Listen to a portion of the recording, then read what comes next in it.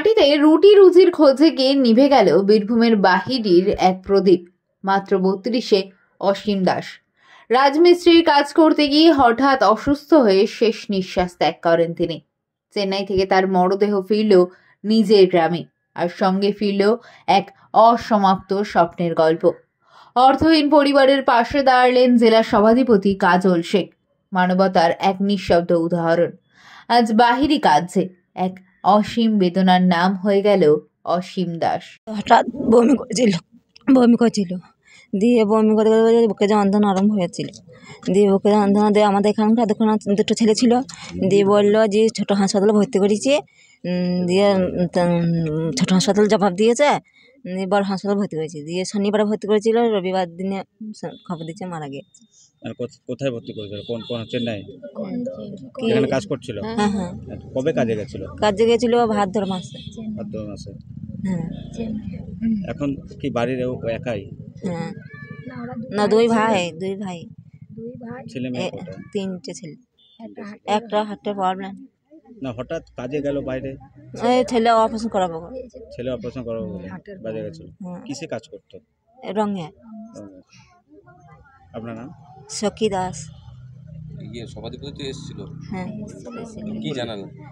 বললো আপনাদের পাশে সহযোগিতা আছি, তাই বলি।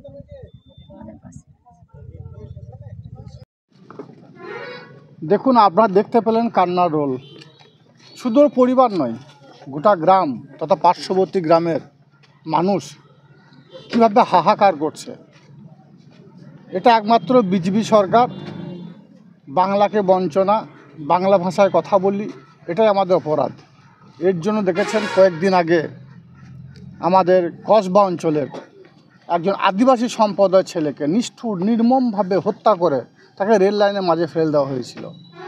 তা বড়সাওতা অঞ্চলের সিলুকাস ট্রাইব পরিবার একটা সন্তান, তাকেও একইভাবে নিষ্ঠুর নির্মমভাবে হত্যা করে রেল লাইনে ফেলে দেওয়া হয়েছিল। তারপর দেখলেন আপনারা DK2 গ্রাম পঞ্চায়েতের দুজন ছেলে, তাদের বয়স 25 এবং 26 বছর। তারা নিজের বাড়ি, অর্থাৎ কেন্দ্র সরকার বাংলাকে বঞ্চনা করেছে, বাংলার বাড়ি দেয়নি। যদি বাংলার বাড়ি দিত তাহলে এই পরিযায়ী শ্রমিকদের অন্য রাজ্যে যাওয়ার কোনো প্রয়োজন ছিল না। তারা নিজের বাড়ি তৈরি করার জন্য অন্য রাজ্যে গেছে, যার ফলে তাদের মৃত্যু হলো। আজকে দেখতে পাচ্ছেন বাহিরি গ্রামে এই ছেলেটা, যদি কেন্দ্র সরকার 100 দিনে কাজ দিত তাহলে আমার মনে হয় এই ছেলেটাও রাজ্যের বাইরে যেত না। যুক্তরাষ্ট্র পরিকাঠামো কেন্দ্র সরকার মানে না, অর্থনৈতিক দিক দিয়ে ভারতবর্ষকে পিছিয়ে দিয়েছে এই ধোঁকাবাজের সরকার, ধান্দাবাজের সরকার, যার জন্য বাংলার হাজার হাজার পরিযায়ী শ্রমিক যারা যুক্তরাষ্ট্র পরিকাঠামো অনুযায়ী একটা রাজ্যের মানুষ অন্য রাজ্যে কর্মসংস্থানের জন্য যেতে পারে, যেভাবে অন্য রাজ্যের মানুষ আমার বাংলায় এসেছে, তাদের একজন তো মৃত্যু খবর আমরা দেখতে পাচ্ছি না, মৃত্যু সংবাদ আমরা শুনতে পাচ্ছি না।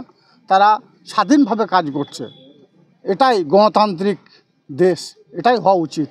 কিন্তু আমরা কি দেখতে পাচ্ছি, যে রাজ্যগুলো বিজেপি শাসিত রাজ্য, সে রাজ্যে বাংলার মানুষ গেলেই তাদের নির্মমভাবে হত্যা করা হচ্ছে, তাদেরকে পুলিশ ক্যাম্পে নিয়ে গিয়ে অত্যাচার করা হচ্ছে।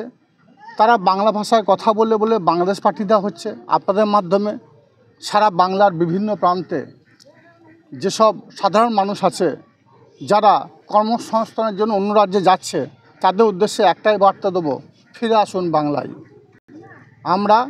আমাদের মাননীয় মুখ্যমন্ত্রী মাননীয় মমতা বন্দ্যোপাধ্যায় খাদ্যসাথী প্রকল্পের মাধ্যমে রেশন ডিলারদের মাধ্যমে বাড়ি বাড়ি চাল ডাল পৌঁছে দিচ্ছে।